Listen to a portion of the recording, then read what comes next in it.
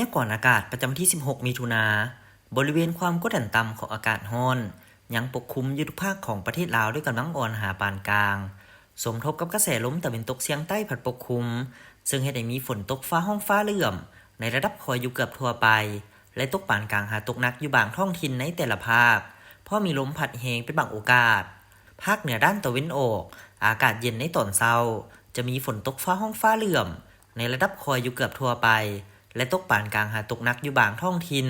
เพราะมีลมพัดแรงเป็นบางโอกาส เนื้อที่การปกคลุมของฝนกับ55ส่วนห้อยอุณหภูมิระหว่าง19-32องศาภาคเหนือด้านตะวันตกอากาศร้อนจะมีฝนตกฟ้าห้องฟ้าเหลื่อมในระดับคอยอยู่เกือบทั่วไปและตกปานกลางหาตกหนักอยู่บางท้องถิ่นเพราะมีลมพัดแรงเป็นบางโอกาส เนื้อที่การปกคลุมของฝนกับ55ส่วนห้อยอุณหภูมิระหว่าง24-36องศาที่นครหลวงเวียงจันทร์อากาศร้อนจะมีฝนตกฟ้าห้องฟ้าเหลื่อมในระดับคอยหาปานกลางและมีลมพัดแรงเป็นบางโอกาส เนื้อที่การปกคลุมของฝนกับ55ส่วนห้อยอุณหภูมิระหว่าง25-32องศาภาคกลางอากาศร้อนจะมีฝนตกฟ้าห้องฟ้าเหลื่อมในระดับคอยหาปานกลางและตกหนักอยู่บางท้องถิ่นเพราะมีลมพัดแรงเป็นบางโอกาส เนื้อที่การปกคลุมของฝนกับ55ส่วนห้อยอุณหภูมิระหว่าง24-33องศา